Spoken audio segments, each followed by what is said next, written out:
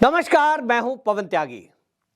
मध्य प्रदेश के पूर्व मुख्यमंत्री शिवराज सिंह को लेकर के जो मैंने आपको बताया था, आखिरकार वो बात सच हुई है। और शिवराज सिंह चौहान ने जेपी नड्डा से मुलाकात के बाद जब पत्रकारों से बात की तो पत्रकारों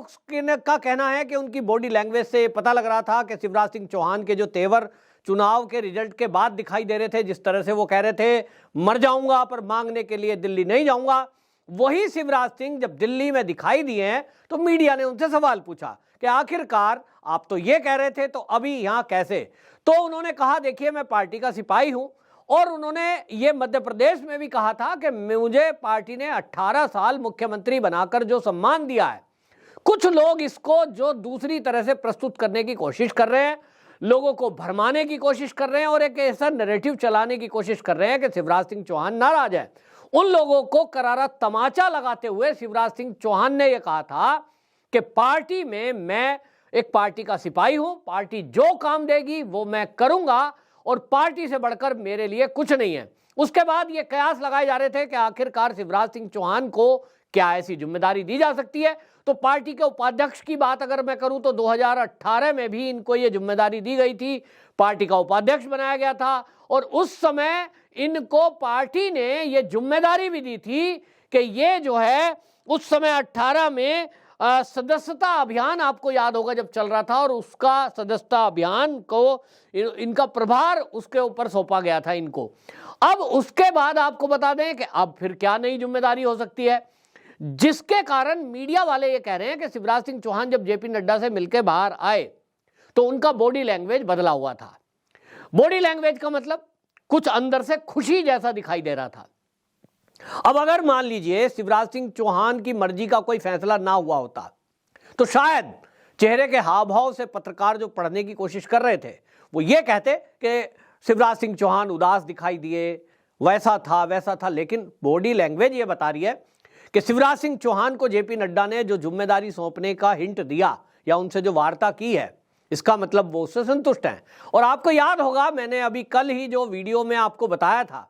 मैंने आपको बताया था कि दो जिम्मेदारियां उनको दी जानी है, संगठन की जिम्मेदारी दी जानी है। और संगठन की जिम्मेदारी की बात करूं तो खाली उपाध्यक्ष की बात नहीं है, जैसा 18 में उनको सदस्यता अभियान से जोड़ा गया था, इस बार शिवराज सिंह चौहान उस यात्रा को लीड करेंगे जो मोदी जी की विकास की यात्रा है, जो मोदी जी की योजनाएं हैं और उसको लेकर के पूरे देश में जो यात्राएं निकल रही हैं। मोदी जी की गारंटी, वो गारंटी वाली गाड़ी पूरे देश में घूम रही है और उस गारंटी वाली गाड़ी के साथ साथ प्रोग्राम होते हैं। भारतीय जनता पार्टी के कार्यकर्ता जगह जगह जाकर उस पर प्रचार के माध्यम से लोगों को समझाते हैं कि मोदी ने जो गारंटी दी थी हमने कितना काम उसमें से पूरा किया। जो घोषणा पत्र होता है भारतीय जनता पार्टी का, भारतीय जनता पार्टी उस घोषणा पत्र को संकल्प पत्र कहती है। इसका अर्थ केवल यह है कि जो बाकी राजनीतिक दल हैं वो केवल घोषणा करते हैं वोट लेने के लिए, फ्री की बिजली देंगे, फ्री का पानी देंगे, हम तो जर्मनी बना देंगे, हम तो फ्रांस बना देंगे और आपको ये करेंगे वो करेंगे। और उसके बाद नतीजा क्या दिखाई देता है, वास्तविकता में दिखाई ये देता है कि पार्टी केवल घोषणाएं कर रही है, रियलिटी में 2-4 लोगों को वो लाभ दे करके और बाकियों को फायदा नहीं मिलता। हमने देखा राजस्थान में कांग्रेस ने, राहुल गांधी खुद 10 तक गिनती गिनवा रहे थे कि 10 दिन के अंदर सब किसानों का मुआवजा माफ हो जाएगा, हुआ नहीं। इसी तरह अब बात कर रहे हैं कि बिजली फ्री और पानी फ्री की, उसमें अब कर्नाटक में कांग्रेस की सरकार बनी तो वहां से जो खबरें आ रही हैं कि साहब सबकी तो बिजली फ्री हो नहीं रही है, उसका भार जिन लोगों को फ्री कराई जा रही है उसका भार दूसरे लोगों पर डाल दिया गया है। एक आक्रोश है। बस यात्रा को लेकर घोषणा की गई, उसमें भी ये आ रहा है कि साहब बसों की संख्या ही नहीं बढ़ाई और वहां 3 व्हीलर वाले और टैक्सी वाले, रिक्शा चालक वो परेशान है। और इधर भारतीय जनता पार्टी है कि अगर उन्होंने कहा था कि हम लखपति दीदी बनाएंगे, देश के अंदर एक लक्ष्य रखा और वो लक्ष्य उन्होंने तय किया है, तो इसमें शिवराज सिंह चौहान की भूमिका अब एक समझ लीजिए कि राष्ट्रीय नेतृत्व ने यह तय कर दिया कि पूरे भारत में, खासतौर पे साउथ में उनको कहा गया है और उन्होंने कहा भी है कि मैं साउथ में अब दिखाई दूंगा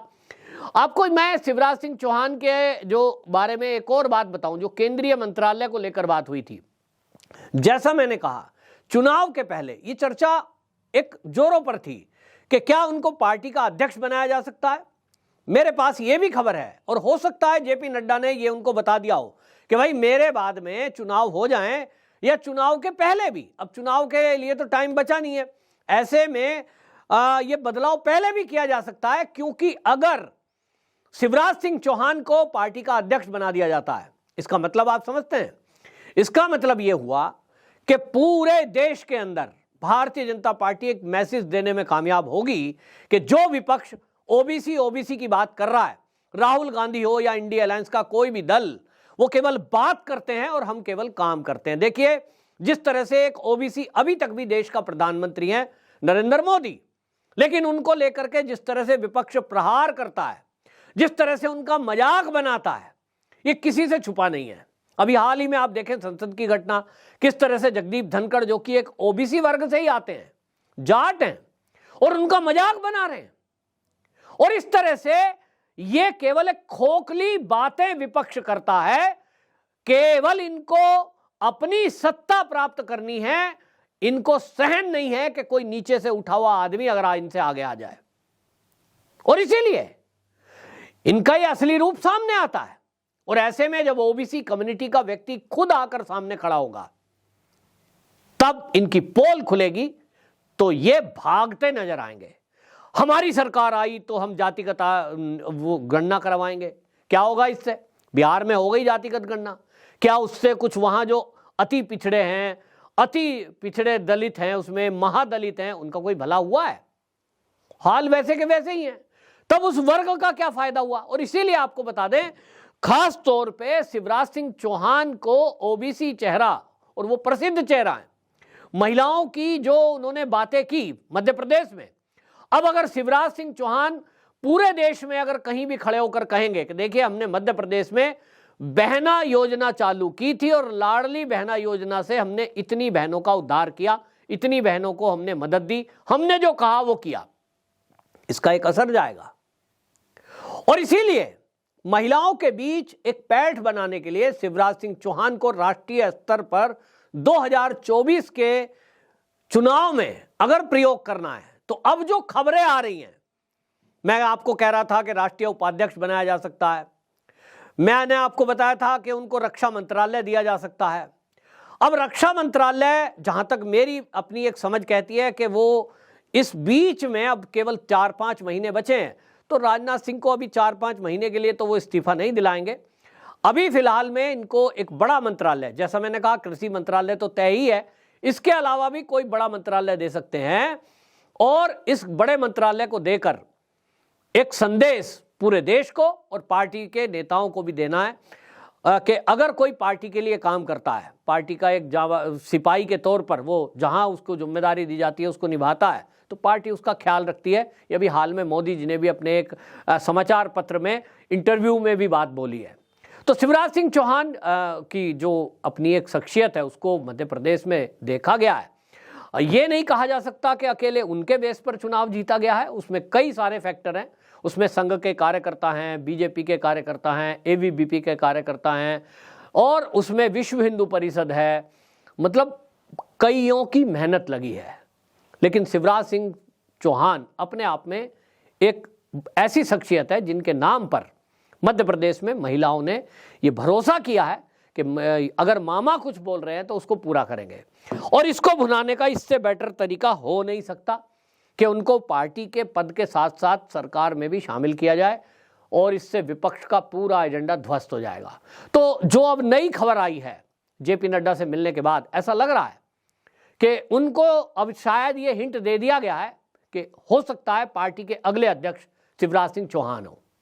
केंद्र में मंत्रालय उनको अभी, अगर ये जैसा कि खबरें मेरे पास आ रही हैं कि अभी विस्तार किया जा सकता है अगले हफ्ते में ही, तो उसमें अगर केंद्रीय मंत्रिमंडल में शामिल किया जाएगा वो तो ठीक है। लेकिन चुनाव 2024 के होने के बाद देश के प्रधानमंत्री मोदी जी फिर से एक बार, तीसरी बार देश के प्रधानमंत्री की शपथ ले लेंगे, तो उस मंत्रिमंडल में शिवराज सिंह चौहान को, जैसा मैंने कहा, रक्षा मंत्रालय या और कोई बड़ा मंत्रालय, महत्वपूर्ण मंत्रालय दिया जा सकता है। रक्षा मंत्रालय मैं इसलिए कह रहा हूं कि जो आज शिवराज सिंह चौहान की एक छवि बनी है जिस लेवल पर वो पहुंचे हैं, वहां उस लेवल में अगर मैं बाकी नेताओं की तुलना करता हूं तो मुझे वो नितिन गडकरी हो या विदेश मंत्री हो, उनके साथ वो खड़े हुए दिखाई देते हैं। उस लेवल के वो नेता बन चुके हैं। तो कुल मिलाकर अभी या थोड़े दिन बाद, वो तो तय है, लेकिन पार्टी का पद ये चुनाव के पहले घोषणा हो सकता है, ऐसा मुझे दिखाई दे रहा है। और इसीलिए शिवराज सिंह चौहान जब जेपी नड्डा से मिलकर निकले तो उनका बॉडी लैंग्वेज और चेहरे के हाव भाव बदले हुए थे। संतुष्टि चेहरे पर थी और एक खुशी, छुपाने से वो छुपा रहे थे लेकिन मीडिया की नज़रों से वो छुपी नहीं, जो भाव उनके अंदर थे। और इतना तो तय ही है कि जैसा तो मैं पहले से ही कह रहा हूं कि वो अखिल भारतीय विद्यार्थी परिषद के समय से राजनीति में आए, छात्र नेता बनकर के आए, और तब से लेके आज तक लगातार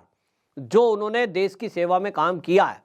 उसमें कहीं कोई एक दाग नहीं है। और ऐसे नेता राजनीति में बहुत ही कम मिलते हैं, लेकिन भारतीय जनता पार्टी में ऐसे नेताओं की अधिकता है जिनके ना तो चरित्र पर, व्यक्तिगत चरित्र पर कोई उंगली है, ना राष्ट्रीय चरित्र पर कोई उंगली है।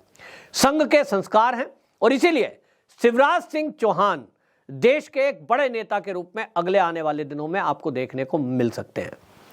वंदे मातरम।